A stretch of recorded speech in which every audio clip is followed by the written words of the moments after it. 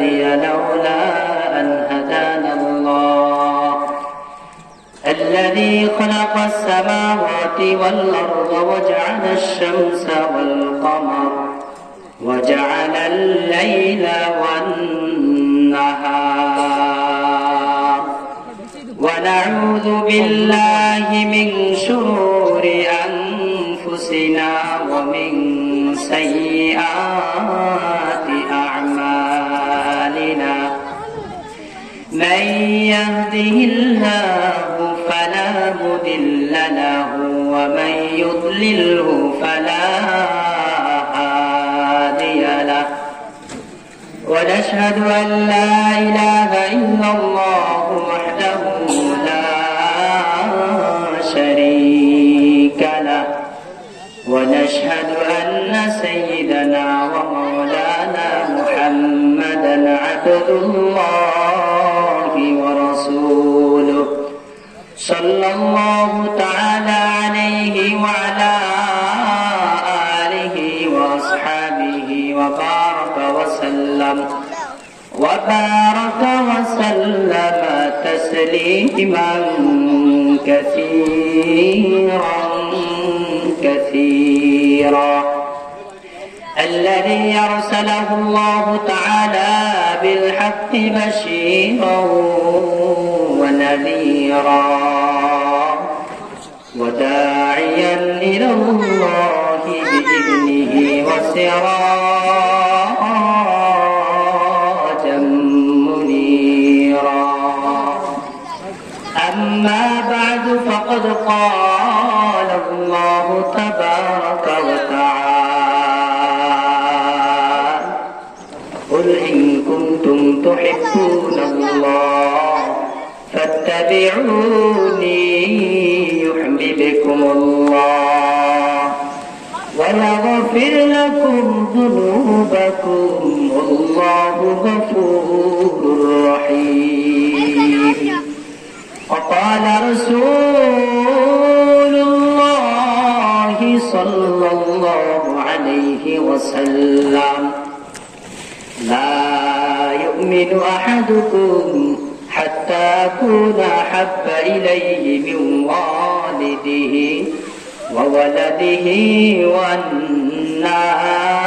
والناس أجمعين صدق الله مولانا العظيم صدق رسوله النبي الأمي الكريم ونحن على ذلك لمن الشاهدين والشاكرين والذاكرين والحمد لله رب العالمين إن الله وملائكته يصلون على النبي يا أيها الذين آمنوا صلوا عليه وسلموا تسليما اللهم صل على محمد وعلى آل محمد كما صليت على إبراهيم وعلى آل إبراهيم إنك حميد مجيد मोमिन जुफेदा नक्शे गफे पाए नबी हो मोमिन जुफेदा नक्शे गफे पाए नबी हो उसीर कदम आज भी आलम का खजीना उसीर कदम आज भी आलम का खजीना ला इलाहा इल्लल्लाह ला इलाहा इल्लल्लाह ला इलाहा इल्लल्लाह ला इलाहा इल्लल्लाह ला इलाहा इल्लल्लाह ला इलाहा इल्लल्लाह ला इलाहा इल्लल्लाह থাকিতে লা ইলাহা ইল্লাল্লাহ বলো ভাই, দিন থাকিতে লা ইলাহা ইল্লাল্লাহ বলো ভাই, দুনিয়াতে আখিরাতে, দুনিয়াতে আখিরাতে চাও যদি ভালা,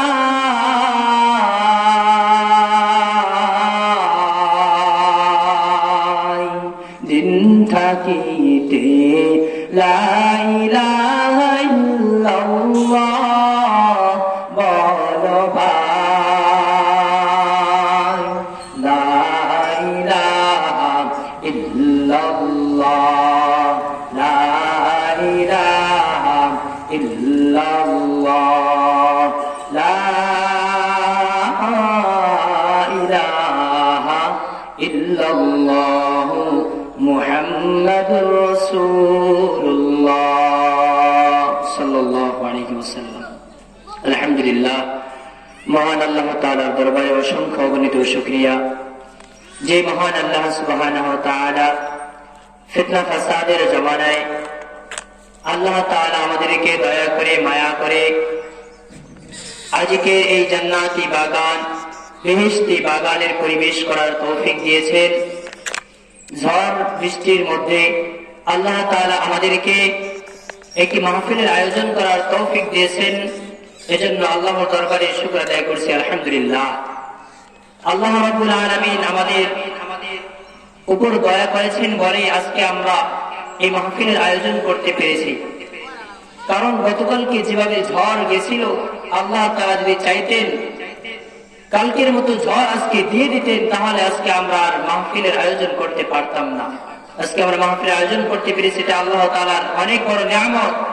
এজন্য আল্লাহ তাআলা দরবারে বেশি বেশি শুকরিয়া আদায় করা দরকার। কারণ আল্লাহ তাআলা বলেন, যে বান্দাবান্দি আল্লাহ তাআলার নিয়ামত পেয়ে আল্লাহর শুকরিয়া আদায় করে, আল্লাহ বলেন লাইন শাকারতুম লাযীদান্নাকুম ওয়া লাইন কাফারতুম ইন্না আযাবি লাশাদীদ। আমার যে বান্দাবান্দি আমার নিয়ামত পেয়ে শুকর আদায় করলো, আমি আল্লাহ তাআলা তার জন্য নিয়ামতকে বেশি বেশি পরিমাণে বাড়ায় দেই। আল্লাহ বলেন, আর যদি তোর বান্দাবান্দি আমার নিয়ামত পেয়ে আমার নিয়ামতের শুকর আদায় না করে, তাহলে আমি তার থেকে নিয়ামত তো ছিনিয়ে নেই, কিন্তু তার জন্য রয়েছে কঠিন আযাব। নাউযুবিল্লাহ। এজন্য আল্লাহ তাআলা দরবারে শুকরিয়া, আল্লাহ তাআলা আমাদেরকে আজকের একটা মাহফিল জান্নাতি বাগানের পরিবেশ করার তৌফিক দিয়েছেন। মুহতারাম হাজিরিন, আমি আল্লাহ তাআলার পবিত্র কালামুল্লাহ শরীফ থেকে একখানা আয়াতে কারিমা তেলাওয়াত করেছি। রাসূলুল্লাহ সাল্লাল্লাহু আলাইহি ওয়াসাল্লামের অসংখ্য অগণিত হাদিসের মধ্য হতে একখানা হাদিস পাঠ করেছি। আল্লাহ তাআলা চাহে তো সংক্ষিপ্ত সময়ে উক্ত কোরআন হাদিসের আলোকে সংক্ষিপ্ত কিছু কথা বলার চেষ্টা করব ইনশাআল্লাহ, মা তাওফীক ইল্লা বিল্লাহ। মুহতারাম হাজিরিন, আল্লাহ তাআলা পবিত্র কোরআন কারীমের সূরা আলে ইমরানের মধ্যে ইরশাদ ফরমান, قل إن كنتم تحبون الله فاتبعوني يحببكم الله ويغفر لكم ذنوبكم والله غفور رحيم। আল্লাহ তাআলা বলেন, হে নবী, আপনি আপনার উম্মতদেরকে বলে দিন, যে উম্মত, আপনার যে উম্মত আমি মালিককে ভালোবাসতে চাই, আল্লাহ তাআলাকে ভালোবাসতে চাই, তাহলে সে যেন আপনি নবীর অনুসরণ করে। কুল ইন কুনতুম তুহিব্বুনাল্লাহ, হে নবী আপনি বলুন, তোমরা যদি আল্লাহ তাআলাকে ভালোবাসতে চাও, ফাত্তাবিউনি, তাহলে তোমরা আমাকে অনুসরণ করো, ইউহিব্বুকুমুল্লাহ, তবে আল্লাহ তাআলা তোমাদেরকে ভালোবাসবেন, ওয়া ইয়াগফির লাকুম যুনুবাকুম আল্লাহু গফুরুর রহিম। আল্লাহ তাআলা ফরমান, হে নবী আপনি বলুন, আপনার যে উম্মত আমি আল্লাহ তাআলাকে ভালোবাসতে চাই, তারা যেন আপনি নবীর অনুসরণ করে। যারা আপনি নবীর অনুসরণ করবে, আমি আল্লাহ তাআলা তাদেরকে ভালোবাসবো। আপনার উম্মতের মধ্যে যারা ভালোবাসতে চায়, আমাকে ভালোবাসার দরকার নাই, শুধু আপনার অনুসরণ করবে, তবেই আমি আল্লাহ স্বয়ং তাকে ভালোবাসবো। সুবহানাল্লাহ। শুধু তাই না, তার জন্য আর একটা পুরস্কার রয়েছে। সেটা কোনো সাধারণ পুরস্কার না, সেটা হলো ওয়াগফির লাকুম যুনুবাকুম। আল্লাহ তাআলা তাদের গুনাহকে ক্ষমা করে দিবেন। আল্লাহ বলেন, আপনি বলুন যারা আমি আল্লাহকে ভালোবাসতে চাই তারা যেন আপনি নবীর অনুসরণ করে, আর যারা আপনি নবীর অনুসরণ করবে আমি আল্লাহ তাদেরকে ভালোবাসবো, সাথে সাথে তাদের জীবনের সমস্ত গুনাহ খাতাগুলো মাফ করে দেব। সুবহানাল্লাহ। এই গেল কোরআনের, পবিত্র কোরআনের কারীমের আয়াতের সংক্ষিপ্ত তরজমা। এবার আসুন হাদিসে পাকের মধ্যে আল্লাহর হাবিব সাল্লাল্লাহু আলাইহি ওয়াসাল্লাম ফরমান, لا يؤمن أحدكم حتى أكون أحب إليه من والده وولده والناس أجمعين। নবী সাল্লাল্লাহু আলাইহি ওয়াসাল্লাম ফরমান, উম্মত শোনো, তোমাদের মধ্যে হতে কোন ব্যক্তি ওই সময় পর্যন্ত পরিপূর্ণ ঈমানদার মুমিন হতে পারবে না যতক্ষণ না পর্যন্ত তোমাদের ছেলে মেয়ে সন্তান স্ত্রী পুত্র পিতা মাতা আমি আল্লাহ আমি নবী সাল্লাল্লাহু আলাইহি ওয়াসাল্লাম তার কাছে বেশি প্রিয় হব, সন্তান তার কাছে বেশি দামি হবে না, আমি নবী তার কাছে বেশি দামি হব, সন্তান তার বেশি মহাব্বতের হবে না, আমি নবী সাল্লাল্লাহু আলাইহি ওয়াসাল্লাম তার মহাব্বতের বেশি হব, সন্তানের থেকে আমি নবীকে বেশি মহাব্বত করবে, পিতার থেকে আমি নবীকে বেশি মহাব্বত করবে, মাতার থেকে আমি নবীকে বেশি মহাব্বত করবে, আত্মীয় স্বজনের থেকে আমি নবীকে বেশি মহাব্বত করবে। এমন পরিস্থিতি যতক্ষণ পর্যন্ত না হবে কোন মুমিন ঈমানদারের মধ্যে হতে, যতক্ষণ পর্যন্ত এমন পরিস্থিতি না হবে, তার অন্তরের মধ্যে এমন একটা তামান্না না হবে, ততক্ষণ পর্যন্ত সে পরিপূর্ণ ঈমানদার হতে পারবে না। স্বয়ং নবী সাল্লাল্লাহু আলাইহি ওয়াসাল্লামের কথা। তো নবী সাল্লাল্লাহু আলাইহি ওয়াসাল্লামের হাদিসের সারমর্ম হলো, যদি কোনো বান্দা মুমিন হতে চায়, পরিপূর্ণ ঈমানদার মুমিন হতে চায়, তাহলে সে যেন নবী সাল্লাল্লাহু আলাইহি ওয়াসাল্লামকে ভালোবাসে, তার স্ত্রীর থেকে বেশি ভালোবাসবে, সন্তানের থেকে বেশি ভালোবাসবে, সমস্ত আত্মীয় স্বজনের থেকে নবী সাল্লাল্লাহু আলাইহি ওয়াসাল্লামকে বেশি ভালোবাসবে। যে এমনটা করতে পারবে সেই হবে প্রকৃত মুমিন ঈমানদার। তাহলে কোরআনের আয়াতের সংক্ষিপ্ত তরজমা এবং সারমর্ম পেলাম। কোন বান্দা বান্দী যদি আল্লাহ তাআলার ভালোবাসতে চায়, আল্লাহ তাআলার মুহাব্বত পেতে চায়, তাহলে তার জন্য করণীয় হলো নবী সাল্লাল্লাহু আলাইহি ওয়াসাল্লামের অনুসরণ। আর নবী সাল্লাল্লাহু আলাইহি ওয়াসাল্লাম বলেন, যদি কেউ ঈমানদার মুমিন হতে চায় তাহলে আমি নবীকে বেশি ভালোবাসতে হবে। তো কোরআন এবং হাদিসের দুটো মিলিয়ে সর্বমোট আমরা কথা পেলাম দুইটা। এক নাম্বার হলো নবীজির ইতাআত, আর একটা হলো নবীজির মুহাব্বত। কোরআনের মধ্যে পেলাম নবীর জন্য নবীর প্রতি হতে হবে নবীজির অনুসরণ ইতাআত, আর হাদিসের মধ্যে পেলাম হতে হবে অন্তরের মধ্যে থাকতে হবে নবীজির মুহাব্বত। এই দুইটা যার মধ্যে পাওয়া যাবে সেই হবে প্রকৃত মুমিন, আল্লাহ ওয়ালা, আল্লাহর প্রেমিক। তো এবার আসুন, মুহাব্বত পেলাম, অনুসরণ পেলাম, কিভাবে করব? কোরআনের মাধ্যমে জানলাম নবীজিকে অনুসরণ করতে হবে, হাদিসের মাধ্যমে জানলাম নবীজিকে ভালোবাসতে হবে। তো নবীজিকে ভালো এবং মুহাব্বত কিভাবে করব? এজন্য আমাদেরকে অনুসরণ করতে হবে সাহাবায়ে কেরামদেরকে দেখে, ভালোবাসতে হবে সাহাবায়ে কেরামদেরকে দেখে। সাহাবায়ে কেরাম কিভাবে ভালোবাসতেন, সাহাবায়ে কেরাম কিভাবে নবীর অনুসরণ করেছেন, সেভাবেই আমাদেরকে অনুসরণ করতে হবে, ভালোবাসতে হবে। আর নবীজির অনুসরণ এবং মুহাব্বত ছাড়া কোনদিন প্রকৃত ঈমানদার হওয়া যাবে না, কোনদিন আল্লাহ ওয়ালা হওয়া যাবে না। নবীজির মুহাব্বত এবং ভালোবাসা ছাড়া জান্নাতে প্রবেশ করা যাবে না, নবীজির অনুসরণ ছাড়াও জান্নাতে প্রবেশ করা যাবে না। মুহাব্বত লাগবে, অনুসরণ লাগবে, ইতাআত যেমন লাগবে মুহাব্বত তেমনই লাগবে। শুধু মুহাব্বত হলো, ইতাআত হলো না, এ দিয়ে কোনো কাজ হবে না। শুধু ইতাআত হলো, মুহাব্বত নাই, এর মাধ্যমে কারণ কোনো কাজ হবে না। কারণ এর দৃষ্টান্ত আমরা পেয়ে যাই, নবী সাল্লাল্লাহু আলাইহি ওয়াসাল্লামের চাচা নাম ছিল আবু তালিব, নবী সাল্লাল্লাহু আলাইহি ওয়াসাল্লামের প্রিয় চাচা। নবী সাল্লাল্লাহু আলাইহি ওয়াসাল্লামের আম্মা জান যখন 6 বছর বয়সে মারা যান, তিনি তার দাদার ঘরে পালিত থাকেন, তার দাদা তাকে পালন করতে থাকেন। যখন তার দাদা 12 বছর বয়সে ইন্তেকাল করেন, তখন নবী সাল্লাল্লাহু আলাইহি ওয়াসাল্লামের দায়িত্ব নেন তার চাচা আবু তালিব। আবু তালিব ছিলেন নবীজির চাচা। আবু তালিব নবীজিকে ভালোবাসতেন, কত ভালোবাসতেন! হাদিসের মধ্যে পাওয়া যায় আবু তালিব নবীজিকে এত ভালোবাসতেন যে নবীজির পুরো শরীরের মধ্যে আবু তালিব চুমু দিয়েছে। আবু তালিব নবীজিকে সবসময় কোলের মধ্যে দিয়েছে। নবীজিকে এতটা ভালোবাসতেন, যখন নবী সাল্লাল্লাহু আলাইহি ওয়াসাল্লাম মক্কার মধ্যে দ্বীনের দাওয়াত দিতেছেন, তখন মক্কার বেঈমান কাফেররা নবী সাল্লাল্লাহু আলাইহি ওয়াসাল্লামকে হত্যা করার জন্য বিভিন্ন হুমকি ধমকি দিয়েছিল। তখন নবীজির চাচা আবু তালেব এই সকল হুমকি ধমকির মোকাবেলা করেছিলেন। নবী সাল্লাল্লাহু আলাইহি ওয়াসাল্লামের কত মহব্বত আবু তালেব করেছেন। নবী সাল্লাল্লাহু আলাইহি ওয়াসাল্লাম আবু তালেবকে বলে, আবু তালেব যখন ইন্তেকাল করবেন তখন নবীজি বলেন, চাচা সারা জীবন আপনি তো ঈমান আনেন নাই, এখন তো আপনি মৃত্যু সজ্জায় শায়িত, যদি আপনি এখন ঈমান আনতেন তাহলে আপনার জান্নাতের জন্য আমি নবী নিজেই শাফায়াতকারী হয়ে যেতাম। নবী সাল্লাল্লাহু আলাইহি ওয়াসাল্লাম বলেন, চাচা এখন যদি আপনি ঈমান আনেন কেউ তো দেখবে না, কেউ তো শুনবে না, শুধুমাত্র আপনি আমার কানে কানে মুখটা লাগাইয়া বলবেন, ভাতিজা আমি তোমার প্রতি ঈমান আনলাম, আল্লাহর প্রতি ঈমান আনলাম। যদি এমনটা বলতে পারেন তাহলে আপনার জান্নাতে যাওয়ার জিম্মাদারি আমি নবী নিয়ে নিলাম। কিন্তু আবু তালেব শেষ সময় বলে, ভাতিজা শোনো, আমি আবু তালেব যখন আমার শরীরে শক্তি ছিল, যখন আমি সুস্থ ছিলাম, ওই সময় আমি ঈমান আনি নাই, তোমার প্রতি ঈমান আনি নাই, আল্লাহর প্রতি ঈমান আনি নাই। এখন আমি মৃত্যু সজ্জায় শায়িত, এখন আমি তোমার প্রতি আল্লাহর প্রতি ঈমান আনতে পারবো না। ভাতিজা আমি তোমাকে ভালোবাসি, কিন্তু এই বলে আমি তোমার কথায় ঈমান আনতে পারবো না। কারণ আমি যদি তোমার কথায় ঈমান আনি তাহলে এটা আমার বংশের কলঙ্কি হবে। কারণ আমার বাপ দাদার ধর্ম আমি অনুসরণ করতেছি, সুতরাং আমি আর ঈমান আনতে পারবো না। এই বলে আবু তালেব আর ঈমান আনে নাই। হাদিসের মধ্যে পাওয়া যায় আবু তালেবকে যখন জাহান্নামে যাবে, জাহান্নামের সর্বনিম্ন শাস্তি হবে আবু তালেবের। কেমন শাস্তি? বলে পায়ের তলিতে শুধুমাত্র জুতা লাগাইয়া দেওয়া হবে, শরীরের মধ্যে কোনো শাস্তি হবে না। হাদিসের ভাষ্যের মধ্যে পাওয়া যায় আবু তালেবের পায়ে যে জুতা লাগানো হবে, ওই জুতার গরমে, জুতার তাপে পুরো শরীর থেকে ঘাম ঝরতে থাকবে, মাথার মগজগুলো টকবক করে। এজন্য এই হাদিস থেকে আমরা জানলাম যে নবী সাল্লাল্লাহু আলাইহি ওয়াসাল্লামের মহব্বত শুধু থাকলে হবে না, অনুসরণ লাগবে। দেখুন এই জায়গার মধ্যে আবু তালেব নবীজিকে ভালোবাসতো কিন্তু অনুসরণ করে নাই। নবী যেই দিন অনুসরণ করেছেন সেই দিন অনুসরণ করে নাই। নবী যেই ধর্ম অনুসরণ করেছেন সেই ধর্ম অনুসরণ করে নাই। যে কালেমার দাওয়াত দিয়েছে সেই কালেমা গ্রহণ করে নাই। এজন্য আবু তালেব জান্নাতি হতে পারে নাই।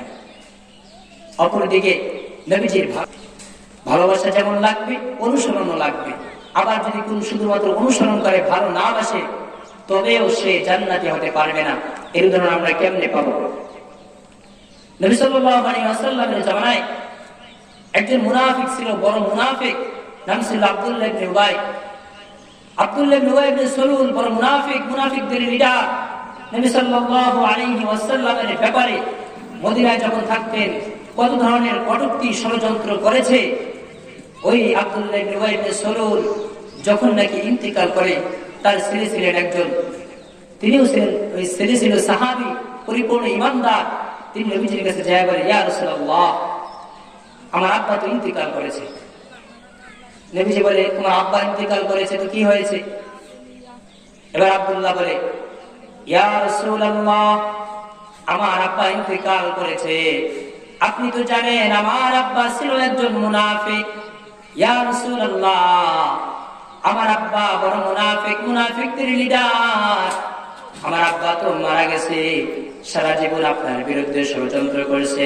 ইয়া রাসূলুল্লাহ, আমার পিতা আব্দুল্লাহ ইবনে উবাই ইবনে সালুল আপনার পিছনে নামাজ আদায় করেছে, মাথায় পাগড়ি লাগাইছে, মুখের মধ্যে দাড়ি ছিল, কিন্তু অন্তরের মধ্যে আপনার প্রতি কোনো ভালোবাসা ছিল না গো রাসূল। আমার পিতা আপনাকে আপনার অনুসরণ করেছে ঠিক, কিন্তু আপনাকে ভালোবাসে নাই, আপনার প্রতি ঈমান আনে নাই। ইয়া রাসূলুল্লাহ,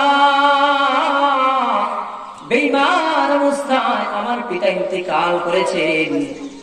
এখন এই অবস্থায় যদি আমার পিতা কাল হাসরের ময়দানে উঠে, কিয়ামতের ময়দানে আমার পিতা জাহান্নাম ছাড়ার কোনো উপায় থাকবে না।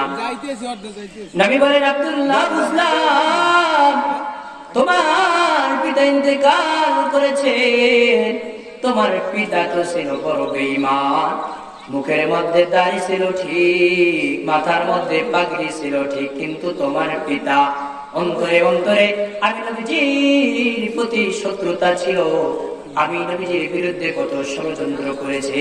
আরে আব্দুল্লাহ, যাও যাও তুমি তোমার পিতার লাশকে তুমি দাফন দিয়ে দাও, আমার কাছে এসে কোনো লাভ নাই। আব্দুল্লাহ রাদিয়াল্লাহু তাআলা কান্নাকাটি শুরু করে দিয়েছে।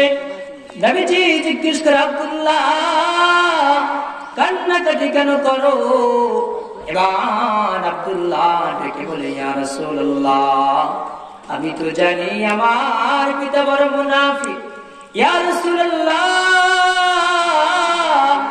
আপনিও তো জানেন আমার পিতা বড় মুনাফিক। আর মুনাফিকের ঠিকানা হলো একেবারে জাহান্নাম। জাহান্নামের সর্বোচ্চ স্তরে তার হবে ঠিকানা, জাহান্নামে তার ঠিকানা, আর কোনদিন জান্নাত পাবে না গো রাসূল। তবে আমার মনে তো মানে না, যতই বেঈমান হোক আর কাফের হোক তিনি তো আমার পিতা, যদিও তিনি যাবেন জাহান্নামে, কারণ মুনাফিকের ঠিকানা হলো জাহান্নাম। আল্লাহ তাআলা তো সূরাতুল মুনাফিকের মধ্যে বলে দিয়েছেন, ইন্নাল মুনাফিকিনা ফিদ দারকিল আসফালি মিনান নার। নিশ্চয়ই মুনাফিকের ঠিকানা হলো জাহান্নামের সর্বনিম্ন স্তর। জাহান্নামের একেবারে নিচে থাকবে মুনাফিকের স্থান। মুনাফিক কখনো জান্নাত পাবে না, জান্নাতের ঘেরানো পাবে না। ওগো রাসূল আমি তো জানি আমার পিতা মুনাফিক। ইয়া রাসূলুল্লাহ আমার পিতা বড় মুনাফিক, আমার পিতার ঠিকানা হলো জাহান্নাম। আমি তো সব কিছুই জানি, যতই কিছু হোক না কেন আমার তো পিতা, মনে তো মানে না কিভাবে নিজের হাতে নিজের পিতাকে জাহান্নামে ঠেলে দেব। ইয়া রাসূলুল্লাহ আপনি আমার সাথে একটু চলে, আজকে আমার পিতার জানাজাটা আপনি একটু পড়ায়া দেন। জানি তো আমার পিতা জাহান্নামে যাবে, তারপরেও তো মনটাই মানে না। ইয়া রাসূলুল্লাহ আপনি আমার পিতার জানাজাটা পড়ায়া দেন। আপনি যদি আমার পিতার জানাজা পড়ায়া দেন, তাহলে হতে পারে আল্লাহ তাআলা আপনার জানাজার ইমামতির কারণে আমার বাবাকে মাফ করে দিতে পারেন গো রাসূল। ও রাসূল চলে আমার সাথে চলে, আমার পিতার জানাজাটা একটু পড়ায়া দেন। এবার রাসূল সাল্লাল্লাহু আলাইহি ওয়াসাল্লাম রাজি হয়ে গেলেন। এত কান্নাকাটি, আব্দুল্লাহ রাদিয়াল্লাহু আনহু কান্নাকাটি করে রাসূল চলে। রাসূল বলে, আব্দুল্লাহ আর কান্নাকাটি করা লাগবে না রে আব্দুল্লাহ, আমি রাসূল যাব, তোমার সাথে যাব, তোমার বাড়িতে গিয়ে তোমার পিতার জানাজাটা পড়ায়া দিব। আব্দুল্লাহ রাদিয়াল্লাহু আনহু নবীজি রাজি হয়েছে এটা জানতে পেরে একেবারে খুশি হয়ে গেছে। এবার খুশি হইয়া পাড়ায় পাড়ায় দৌড়ায়, গলিতে গলিতে দৌড়ায়, রাস্তায় রাস্তায় দৌড়ায়, দৌড়াইয়া দৌড়াইয়া জোরে জোরে ঘোষণা করে, শোনো আমার পিতার জানাজা নাকি আমার নবী মুহাম্মদ পড়াবে, অমুক সময় জানাজা, তোমরা আমার বাড়িতে উপস্থিত হয়ে যেও। আব্দুল্লাহ রাদিয়াল্লাহু আনহু সব দিকে এলান করে দিছে, সবার কানে কানে বার্তা পৌঁছে গেছে নবীজি মুনাফিকের জানাজা পড়াবেন। সাহাবায়ে কেরাম রাদিয়াল্লাহু আনহুম মানতে পারলেন না, এটা কি করে সম্ভব? একেবারেই বেঈমান, যার ঠিকানা হলো নিশ্চিত জাহান্নাম, একজন বেঈমানের জন্য আমার নবী জানাজা কেমনে পড়ায়? আমার নবীজি একজন বেঈমানের জন্য কেমনে মাগফিরাতের দোয়া করবে? এটা হতে পারে না। সাহাবায়ে কেরাম রাদিয়াল্লাহু আনহু মনে মনে এই কথাটা রেখে দিয়েছেন, আর নিজেকে নিজে প্রশ্ন করতেছে কিভাবে সম্ভব, নবীজি কিভাবে রাজি হলেন? কিন্তু একজন সাহাবী নাম হলো হযরত ওমর রাদিয়াল্লাহু তাআলা আনহু, তিনি বললেন, না না এটা হতে পারে না, আমার নবী কোন বেঈমানের জানাজা পড়াবে যেখানে আল্লাহ তাআলা বেঈমান কাফেরের জন্য দোয়া করা নিষেধ করে দিয়েছেন, সেখানে আমার নবী কিভাবে জেনে শুনে একজন বেঈমানের জন্য মাগফিরাতের দোয়া করবে? মাগফিরাতের দোয়া কিভাবে করবে? এটা হতে পারে না। কিন্তু কোন সাহাবী সাহস করে নবীজিকে বলতে পারে না, ইয়া রাসূলুল্লাহ ওই বেঈমানের জানাজা পড়ায়েন না, সাহস করে বলতে পারেন না, নবী গো ওই বেঈমানের জানাজা পড়ায়েন না। নবী যেহেতু জানাজায় যাইবেন, সকল সাহাবায়ে কেরাম রওনা হয়ে গেলেন। ওদিকে কাফের বেঈমানের দল তারা বলাবলি করতে লাগলো, কিরে কিভাবে সম্ভব আমাদের অন্য কাফের বেঈমান যখন নাকি মৃত্যুবরণ করে তখন তো মুহাম্মদ ওই সকল ব্যক্তিদের জানাজায় আসেন না, ওই সকল ব্যক্তিদের জানাজা পড়েন না, তাহলে কিভাবে আজকে একজন মুনাফিকের জানাজায় যাবেন? চলো চলো চলো আমরা গিয়ে দেখি মুহাম্মদ বেঈমানের জানাজাটা কেমনে পড়ায়। ওই জানাজায় বহু সংখ্যক কাফির বেঈমান হাজির হয়ে গেছে। নবী সাল্লাল্লাহু আলাইহি ওয়াসাল্লাম জানাজার জন্য সামনে চলে গেছেন। এখনই জানাজা শুরু হয়ে যাবে।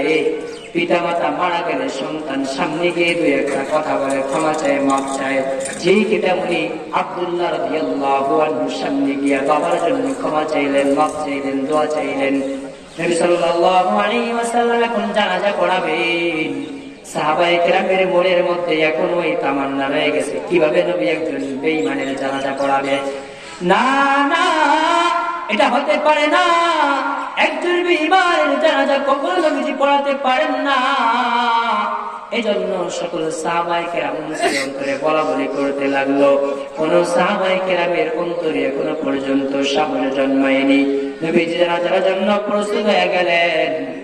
নবীজি জানাজায় দাঁড়াবেন এমন সময় সাহাবী হযরত ওমর রাদিয়াল্লাহু তাআলা আনহু, সাহসী সাহাবী, বীর সাহাবী হযরত ওমর রাদিয়াল্লাহু তাআলা আনহু একটু সামনে আগায়া গেলেন। সামনে আগায়া নবীজির কানে কানে গিয়া বলে, ইয়া রাসূলুল্লাহ, ইয়া রাসূলুল্লাহ, আপনি আজকে যে জানাজা এসেছে, এই জানাজা সাধারণ কোন মানুষের না, কোন ইমানদার মুমিনের জানাজা না গো নবীজি। ইয়া রাসূলুল্লাহ, আপনি যেই ব্যক্তির জানাজা পড়াবে এ হলো পাক্কা বেঈমান, মুনাফিক, মুনাফিকের বড় লিডার আব্দুল্লাহ ইবনে উবাই ইবনে সালুল। ইয়া রাসূলুল্লাহ, এই মুনাফিক তো সারা জীবন আপনার বিরোধিতা করেছে। ইয়া রাসূলুল্লাহ, এই মুনাফিক সারা জীবন আপনার বিরুদ্ধে ষড়যন্ত্র করেছে, কখন কিভাবে কোথায় আপনাকে আটকাবে সেই চেষ্টা করেছে। ইয়া রাসূলুল্লাহ, এই মুনাফিক আপনার বিরুদ্ধে সব সময় ষড়যন্ত্রে লিপ্ত ছিল। ইয়া রাসূলুল্লাহ, কোনদিন ঈমানটাও আনে নাই, এমন ব্যক্তির জানাজা আপনি কেমনে পড়াবেন? এই কথাটা হযরত ওমর রাদিয়াল্লাহু তাআলা আনহু রাসূলুল্লাহ সাল্লাল্লাহু আলাইহি ওয়াসাল্লামের কানে কানে গিয়ে বললেন। নবীজি বলে, ওমর, বেশি কথা চলবে না, আমি নবী যেটাই সিদ্ধান্ত নিয়েছি সেটাই হবে। এবার নবী সাল্লাল্লাহু আলাইহি ওয়াসাল্লাম জানাজা পড়ায়া ফেললেন। আল্লাহ তাআলা সাথে সাথে কোরআনের মধ্যে আয়াত নাযিল করে দিয়েছেন, ইস্তাগফির লাহুম আও লা তাস্তাগফির লাহুম ইন তাস্তাগফির লাহুম 70 মাররাতান ফালান ইয়াগফির লাহুম। আল্লাহ রাব্বুল আলামিন পবিত্র কোরআনের মধ্যে আয়াত নাযিল করে বলে, ইয়া রাসূলুল্লাহ, আপনি মুনাফিক, বেঈমান, কাফেরের জন্য দোয়া করে অথবা না করেন, ক্ষমা চান অথবা না চান, এতে কিছু আসে যায় না। ইয়া রাসূলুল্লাহ, আপনি নবী যদি এই মুনাফিক বেঈমানের জন্য 70 বার দোয়া করেন, 70 বার ক্ষমা প্রার্থনা করেন, আমি আল্লাহ তাআলা কখনোই বেঈমান কাফেরকে ক্ষমা করব না। এই আয়াত নাযিল হয়ে গেছে। রাসূলুল্লাহ সাল্লাল্লাহু আলাইহি ওয়াসাল্লাম একেবারে নিস্তব্ধ, কিন্তু কি আর করার। এবার আব্দুল্লাহ নবীজিকে আরো আবদার করতেছে, ইয়া রাসূলুল্লাহ, জানাজা পড়ালেন, বেশ ভালো কথা, এখন আমার পিতার দাফন করা হবে। ইয়া রাসূলুল্লাহ, আমার পিতার দাফন আমার আপনি শরীক থাকবেন। ইয়া রাসূলুল্লাহ, আমার পিতার দাফনের সময় আপনার উপস্থিতি কামনা করেছি। নবী সাল্লাল্লাহু আলাইহি ওয়াসাল্লাম নিজের শরীরের একখানা জামা মুবারক আব্দুল্লাহর হাতে দিয়ে বলেন, আব্দুল্লাহ নাও নাও, এই কাপড়টা নিয়ে তোমার বাবার কাফন দিয়ে দিও। আব্দুল্লাহ রাদিয়াল্লাহু আনহু নবীজির গায়ের জামাটা তার বাবার শরীরে পরাইয়া দাফনের জন্য প্রস্তুত হয়ে গেছে। এবার দাফন কার্য পরিচালনা হবে, দাফন হয়ে যাবে। আব্দুল্লাহ রাদিয়াল্লাহু আনহু আবদার করে, ইয়া রাসূলুল্লাহ, আমার পিতার মুখের মধ্যে আপনার একটু পবিত্র লালা লাগাইয়া দেন। হতে পারে আপনার এই পবিত্র লালা মুবারকের উসিলায় আমার পিতা নাজাত পেয়ে যাবে। নবীজি কি করবে? আব্দুল্লাহ রাদিয়াল্লাহু তাআলা আনহুর আবদারে নিজের মুখের লালা মুবারক তার পিতার মুখের মধ্যে লাগাইয়া দিল।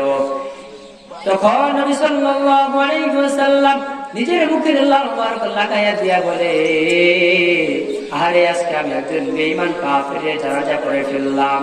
আল্লাহ তাআলা আমার এই কাজ পছন্দ করেন নাই। ওমর তো ঠিকই বলছিল, বেঈমান কাফের মুনাফিকের জানাজা পড়া যাবে না।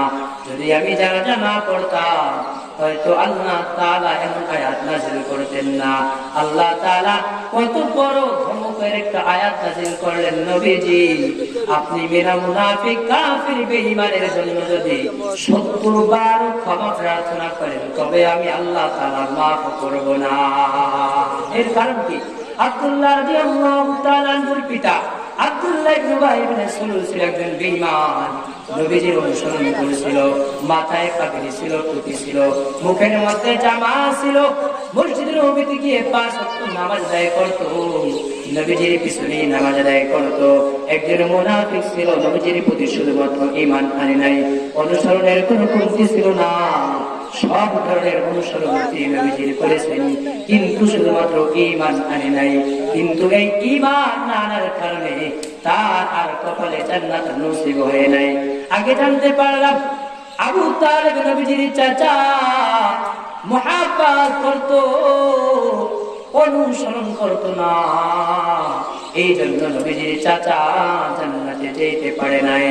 এবার জানতে পারলাম একজন মুনাফিক আব্দুল্লাহ ইবনে উবাই ইবনে সালুল নবীজির অনুসরণ করেছে, কিন্তু মুহাব্বত করে নাই, ঈমান আনে নাই। এই কারণে আব্দুল্লাহ ইবনে উবাই ইবনে সালুল মুনাফিক জান্নাতের চাবি পায় নাই, জান্নাতে যেতে পারে নাই। দুইটা ঘটনার মাধ্যমে জানতে পারলাম নবীজির মুহাব্বত এবং ইতাআত দুটাই লাগবে যদি জান্নাতে যেতে চাই। এই দুইটা ছাড়া কখনোই জান্নাতে যাওয়া যাবে না। আজকে আমরা অনেকে মনে মনে বলে থাকি আমরাই তো নবীজির সব থেকে বড় প্রেমিক, আমাদের থেকে বড় কোনো প্রেমিক নাই, আমরাই তো নবীজিকে সব থেকে বেশি ভালোবাসি। কিন্তু তার মুখের দিকে তাকাইলে দেখা যায় মুখের মধ্যে কোনো দাড়ি নাই, তার শরীরের মধ্যে নবীজির কোনো সুন্নাত নাই, নামাজ নাই, রোজা নাই, শুধু বলে আমরা নবীজিকে ভালোবাসি। কিন্তু ভাই জেনে রাখো, শুধুমাত্র ভালোবাসা দিয়ে পরিপূর্ণ ইমানদার মুমিন হতে পারবা না। ও ভাই, পরিপূর্ণ ইমানদার মুমিন হতে হলে যেমনি ভাবে নবীজির মুহাব্বত লাগবে, ঠিক তেমনি নবীজির অনুসরণ লাগবে। মুহাব্বত ছাড়া শুধু অনুসরণ করলে যেমন নবীর ভালো খাঁটি প্রেমিক হওয়া যায় না, জান্নাতে যাওয়া যায় না, ঠিক তেমনি শুধুমাত্র নবীজির অনুসরণ করলেও জান্নাতে যাওয়া যায় না। এজন্য আসুন আল্লাহ তাআলার দরবারে দোয়া করি, আয় আল্লাহ, যতদিন দুনিয়াতে বেঁচে থাকবো আপনার নবীর অনুসরণ করে চলতে পারি সেই তৌফিক দেয়া দেন। ইয়া আল্লাহ, যতদিন বেঁচে থাকবো আপনার নবীকে বেশি ভালোবাসতে পারি সেই তৌফিক দেয়া দেন। আজকে আমাদের এলাকার মধ্যে এত সুন্দর মাহফিলের আয়োজন, আরে আফসোস এত সুন্দর আয়োজন থাকা সত্ত্বেও দেখবেন আমার এলাকার মানুষগুলো সবাই মাহফিল উপস্থিত হবে না, এমন কপাল পাওয়া যাবে। কিন্তু বড় আফসোসের বিষয়, কত এলাকায় এমন মাহফিল আয়োজন করবে, আয়োজকের কোনো খবর নাই, আয়োজন করার মতো কোনো মানুষও নাই। কার আয়োজন করবে? কত জায়গা আছে এখনো পর্যন্ত দিনের দাওয়াত পৌঁছে নাই। আর আমাদের এলাকার মধ্যে মাহফিল আয়োজন হয়েছে, এজন্য আমি সকলকে আবদার করব, যেহেতু মাহফিল আয়োজন হয়ে গেছে, একটা দিনের জন্য হলে একটু সময় দেন, এই মাহফিল এসে একটু বসে যান। আল্লাহ ওয়ালারা এখানে এসেছেন, আল্লাহ ওয়ালাদের থেকে দুটো কথা শুনেন, এরপরে আল্লাহ তাআলার কাছে হেদায়েত চান। হতে পারে আল্লাহ তাআলা আজকে মাহফিল থেকে আমাদের জন্য নাজাতের জরিয়া করে দিবেন।